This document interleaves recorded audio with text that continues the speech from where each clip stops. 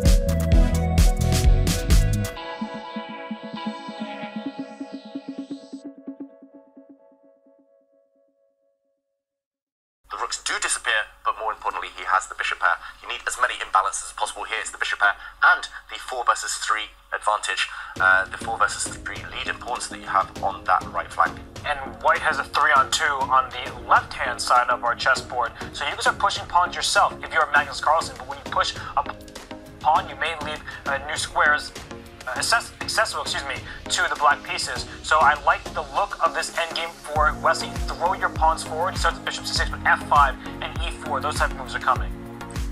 This could be the moment where Magnus tries to challenge this bishop pair that we're talking about, and he does it with the move bishop to f3, and Wesley immediately declines it. It is the biggest plus in black's position, but this in return gives Magnus a very active spot for his own bishop on d5, targeting the f7 pawn. The knight can now jump into play. First, he blocks down that queen side. Now a threat on the board. That bishop from d5 can go to b7, starting to attack the queen side pawns. Yeah, will he dive in with his bishop, Magnus Carlsen, go for black's weaknesses? Those pawns can still push. No, he's simply trying to trade off as many pawns as possible. Now, a bit of a threat to advance this white c-pawn that's just moved 1 square further, fixing it on a nice protected square, a pass pawn for good forever. So most likely we'll see a trade. And the more pawns that disappear, the closer Magnus will get to that desired draw. Although one bit of bad news for Magnus Carlsen is that his pawn on b4 is on a dark square. To defend it with another pawn, also on a dark square, only Wesley has a dark square bishop, and he's actually offering a trade of all pawns. This is surprising, David. Lock it down. I think Magnus now can advance. Okay, he actually does go for all the trades to try and eliminate pawns. I would have been tempted to step forward there because black's dark square bishop suddenly would have been locked out of the game, but no, it's liquidation time. He's trying to go for opposite color bishops here, Magnus Carlsen. He might have saved himself.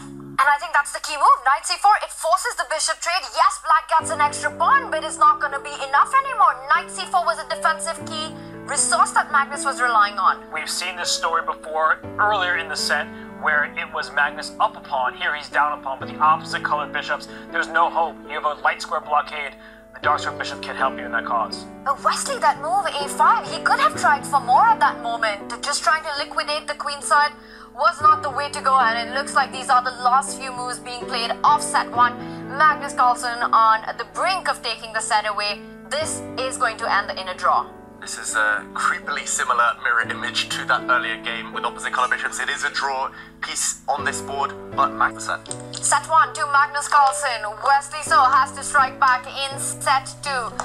Wesley missing some opportunities right there to make Magnus sweat just a little more in that endgame. He allowed the pieces to be traded off. You see Wesley looking to the side. He had legitimate chances there. He was outplaying Magnus Carlsen, attempted